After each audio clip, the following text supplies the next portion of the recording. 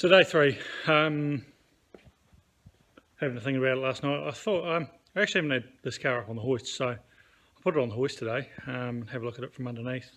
Clear some of the grass out of it. It's got a bit of grass wrapped around the diff and the low control arms bits pieces, so I'll pull that off and sort that out today. I went in, well, grabbed my painting supplies out of the truck yesterday, so here we have violet paint, masking, you know, all that sort of stuff. So I've got supplies here to paint it when we get up to that stage. I got the boot lid outside, so I might just test fit the boot lid first, check it with that patch panel we put in the rear guard and around that boot lip first off, and then we'll pick it up on the hoist. So here we go with the boot lid on. I haven't bolted it down, I've just set it in place. Doesn't look too bad, the gaps are good enough that it'll do by the time I bolt the thing down, and if I do at some stage replace the boot seal, it'll work really well, so there's enough clearance around there. We'll sort that out. So up on the hoist for the first time since I purchased it, just had a quick look at it. It's not looking too bad mechanically. It does have a lock diff in there, which I think was done reasonably recently. This is one of the ways it's been lifted. There's a coil spring on top of the diff hat there, just to give it a little bit more height for what it's been used for previously. Tyres are toast. I knew that, we were always going to throw them out.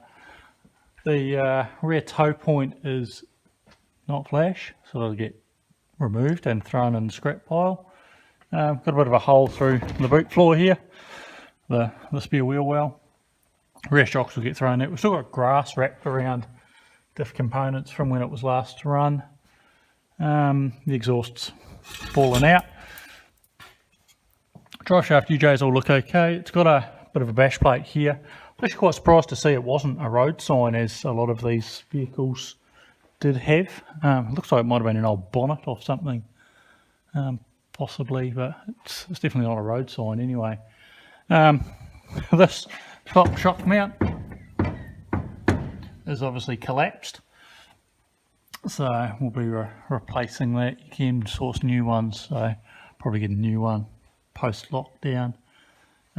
This bottom of the rad support here is quite badly dented, which is not unusual for these vehicles. This one's actually been quite lucky because it's got this bar here which will protect a lot of the first bump you crash into, but it could potentially have been put on after the first wave of damage on that. It looks like somebody's had to go out welding it at some stage, but I'll probably potentially remove the whole thing and replace it with something more like a length of 40/40 box. The front rails are a bit bent, but that's not too concerning. We're sort of crinkled in here. It's had some repairs in here at some stage, and it's quite similar on the other side again. We're bent in here and not very straight. Oh, there's quite a big hole, rust hole in there under the battery tray, so I might have to do something about that as well. More grass. Obviously wasn't cleaned very well after it was last run, but we can deal with that. I'm toying up with ideas around what front hubs and struts to convert it to. Oh, this bottom arm's been modified. They have too. Both have been modified. They've cut a section out, welded another inch or so in, obviously to give it some more camber. This could be trick that, welding a bit of box or welding a bit of channel into the bottom arm. The way I've changed it on some vehicles I've built over the time, either we do it through top hats, so to get more caster and camber, is build custom top hats or re-drill, whatever. The other way I've done it is actually space out the ball joint to be further forwards to give you more caster, and then further out to give you more camber as well. And other vehicles I've raced at a similar event. So, but that's a good way of just giving you some quick more camber. So quite like that. It's not something I was aware that was in here. So I might pull all the grass out. I might even take this bash plate off, and we'll see how we look under there. Plan for today, this right hand rear quarter, the bottom corner, bottom edge of it's all rusted out, so I'll do that. We'll probably cut somewhere up here, along here, do the back end relief here, and then just do that bit. So it's a relatively easy panel to make, I think, compared to the one I did yesterday. So I'll attack that one first. I've got another patch on the passenger's side. I've just taken the front guard off, so this is under the front guard, this bonnet, so we'll do that as well today. And then I might look at doing that section I showed you earlier under the battery tray. We've got gaping holes in there, so I might do that one as well today. We've got quite bad rust through here, so this is at the A-pillar, the real base of the A-pillar, driver's side, this one. It's all quite bad through here. I'm not going to do this at the moment. What I think I'll do is post lockdown, see if I can source complete folded up sills, outer sills, because it's gone up here as well. So get a replacement sill and replace the whole thing in one go. Obviously I assume the sill will probably finish here, but I'll just do it all in one go at that point in time, rather than struggling with the limited tools and knowledge I have at the moment. It will be a lot easier with a complete sill if I can source them. So that's the plan. We'll make a start. Just cut that piece out now. So this is the outer skin. I've also cut this section here out. The inner structure, it had a bit of, which way does that go? That way, had a bit of rust in there as well. So while we're apart, I'll do this bit, make this one up, and then we'll make the outer section out. The structure in there is pretty good. There's no holes or anything in there, it's just a bit of sort of surface rust really. So I pulled that off there. You can probably hear the compressor running in the background. I've got air running through here, so I was using an air hacksaw to cut that all off, which actually worked fairly well. It's not something I've used before, but I bought some a couple of months ago and just thought I'll give them a whirl, so it actually worked really well. Just making up the template, obviously this sits here. We're missing quite a lot of the front corner of this bottom guard. So what I've done is created a real rough template, then walked over to the other side and tried to mirror it. So this is very complete. Set my template up there and then, hard holding my phone at the same time, ran my dirty finger along the edge of the card to give me the shape I need, and I've now trimmed this one to suit. So it actually worked really well. I've got the relief line there. You can fold it around, get the relief line around there, and I've now got a really good template to match what was missing metal over the other side. So now we'll transfer it to metal. I've made a template for the inner piece as well, and we'll go from there. This is my patch panel for the inner piece, so it sits in there. Got the relief on it already. Hold it a bit better, so it'll sit somewhere in there. What I did have to do, obviously because I'm working with two pieces and I don't really know where the corner is, was so put the little piece up, and then check that against my next template, check that the corner is going to be in about the right place. So just a little bit of back and forth and back and forth and back and forth. So I'm relatively happy with where it's sitting now. I'll probably weld this one in and then I'll trim it to suit once I sort of try and put the outer skin on. But clean it up and then we'll stick this on. It's been a few days since I've had a chance to get out to the shed. Bit of gardening, bit of laying on the couch watching TV. Unfortunately this is as far as I got on day 3. We're now at day 6 I think. So I'll carrying on with this, make my patch panel and get it in. Here's the panel sitting in place. I knew I had some of these corner magnetic mounts in the shed, so I hunted them out. I found one. It's a start. Wasn't too bad to bend this up. I bent this curve in by hand, just sort of forcing it slowly. Bent this relief in through the vise, had to do it in 2 sections, so the vise isn't that wide. And I've cut some holes in it for plug welding it where it would have been sort of spot welded to the inner panel initially. In here I've cut some reliefs in just to give it a little bit more shape. We're not quite right, I need to bend it around a little bit further. We're quite flat, I need to tuck it under a bit more. I quite often use these, just cheap, you know, the factory pliers that you'll find in any car, and just use zip ties on them rather than vice grips. I just find they're just easier. Sometimes vice grips are nice, but these are cheap and free, and I've got lots of them hanging around here at the moment. So I'll put a bit more shape in through here so I can tuck it under a bit more. See if I can match it up with the inner, which I think I've bent in too far, so I'll bend the inner back out a bit to give me a bit more to match up to. And then I'll show you once it's sitting in place, and then we can weld it back in. Here we go, we're looking good. So this is only held in place with the magnet mount and one of my wee Hori vice grips.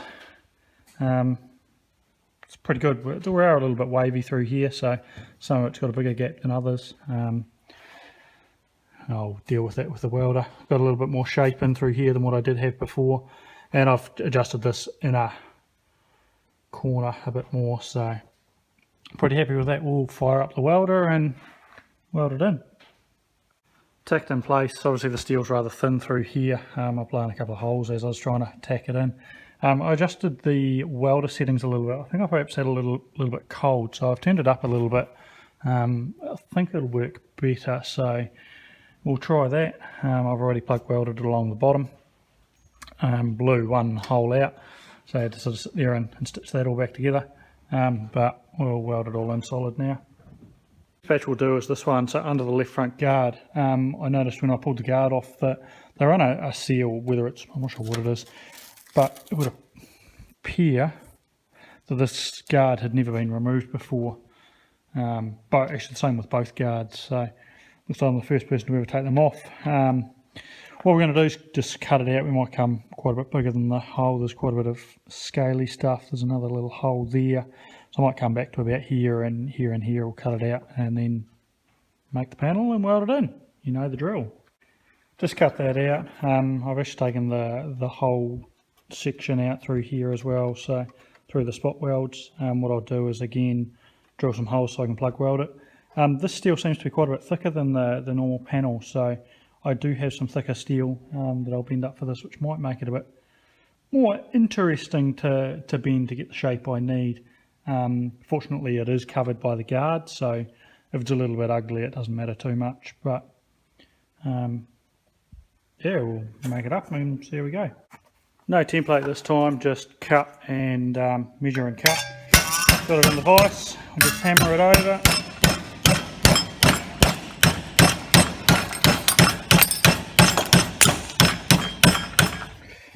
We'll stop there and then move it along a bit so I can kind of try and get it square. Unfortunately my vise is only a wee skinny one.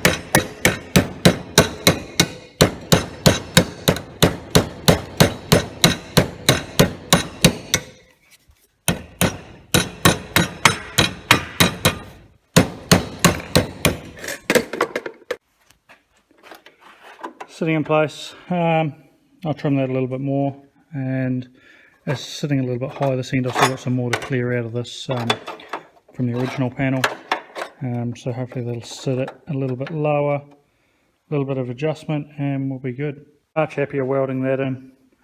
I think because it's a thicker steel, it's just a bit more suited to my welder. I think my welder's perhaps a little bit on the grunty side for panel steel, even on its lower settings.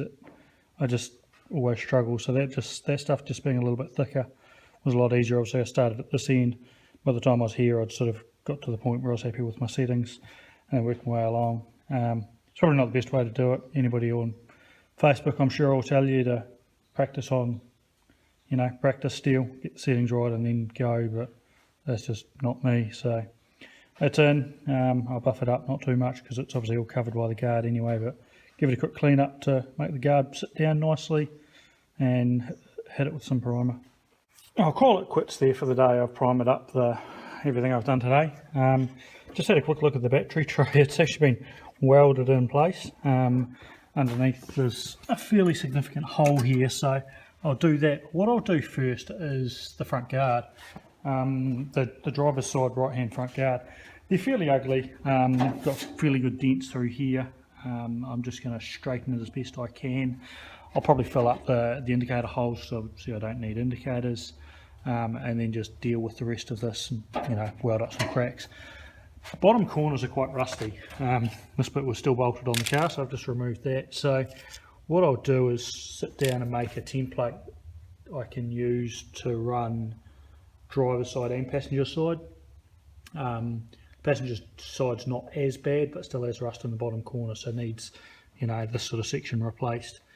So that'll be my job for next time I get a chance to be out here, which hopefully will be tomorrow. So catch on back with me tomorrow and we'll see how we go with the guards.